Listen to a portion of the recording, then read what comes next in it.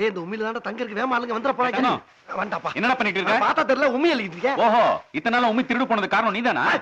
யார பார்த்து திருடுங்கற என் வீட்ல நான் எதுக்கே திருடுனா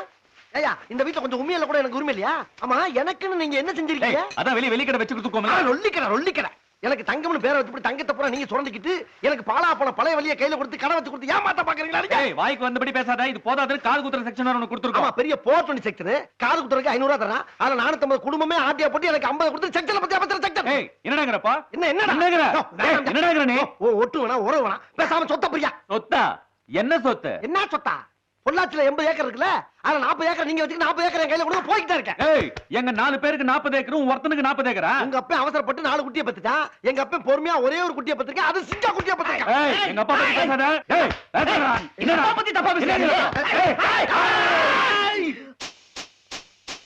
பேசுறோம் பேச்சு ரைட் ஒரு கை உண்மையில கடை ஒண்ணு சரிங்க எல்லாரும்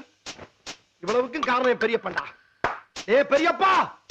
உனக்கு வைக்கிறேன்டா பெரிய ஆப்பா விட்டு போறல விட்டு போ